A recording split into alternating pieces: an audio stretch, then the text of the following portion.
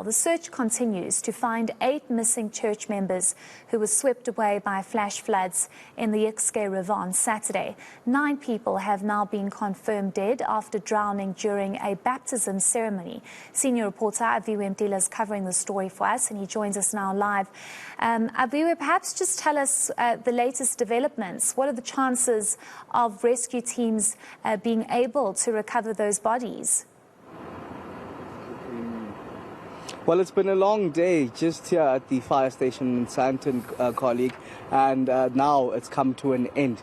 The fire station itself, emergency services, have called it a day. The families have left, of course, distraught and hurt. Some of them finding out that indeed their family members are part of the 9 that were deceased. And the last time we had that official count. In fact, Robert Mulawudzi, the spokesperson of the EMS, now joins us for another update. Mlomkulu, thank you for joining us at eNCA. Last time we spoke, there were still 8 people that were missing, and the count was 9. Do you have the latest information for us? Yes, the latest information is that from this afternoon, we reported that we managed to recover about 7 bodies. So we actually added another 5, which makes it 12 bodies for today. From 8 o'clock up until now, which is around 6, we managed to recover 12 bodies. So if we take these 12, we add it to the 2 which we recovered yesterday, it makes 14 bodies in total. That is where we stand now. So we have got some areas which we still need to explore, which might also maybe add into the 14 which we have.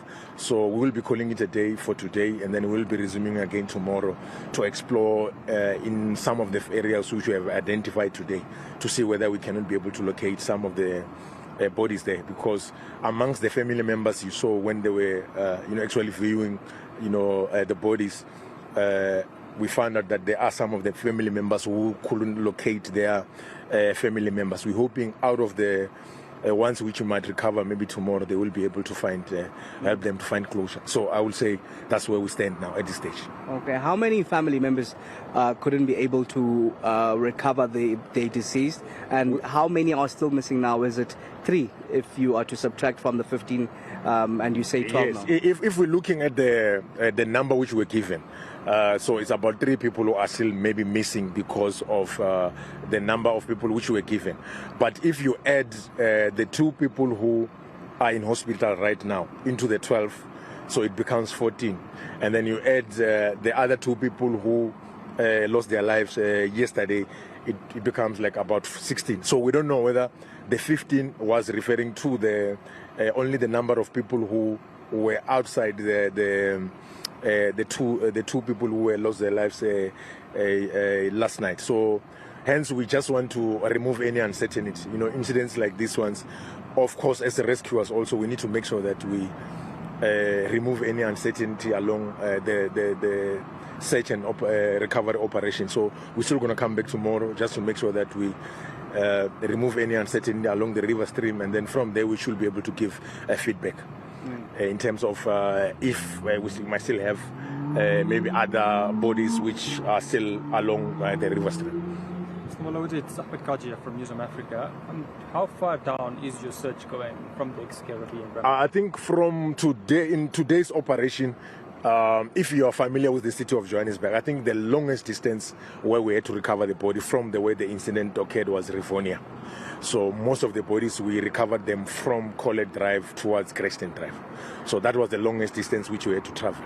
So we're hoping that we maybe could still recover maybe the other bodies by tomorrow. And of course, we're still going to tally the list which we have of the bodies which have been confirmed by the family members, and see how many are still left, and of course try and contact the people who were leading the rituals, the local pastor and the other people who were there, to see whether we might still have people who are missing. Hence we want to still come tomorrow and continue with the search tomorrow. I was about to ask how many people will you be looking for exactly tomorrow, and the families. I saw you telling them that will be determined by the number of people who are not who couldn't locate their family members today. So that list will tell us to say, okay, maybe there's still 3 people or 2 people who still need to look for tomorrow when we conduct our operation. So some family members have questioned the 15 missing. Yes. They believe that more people might have gone missing, Yes. and they've questioned how EMS came to this number. Are you able to share if residents can still come forward if they believe that their family members were some of those who were swept away by that current? Yeah, remember, even us, the number it's not like a number which we can confirm that is indeed 15. That is the information we're getting. And you ask yourself whether that number is really indeed correct, because maybe there was no register. That is the number which we're given. So there's a possibility that maybe we might even find even more bodies.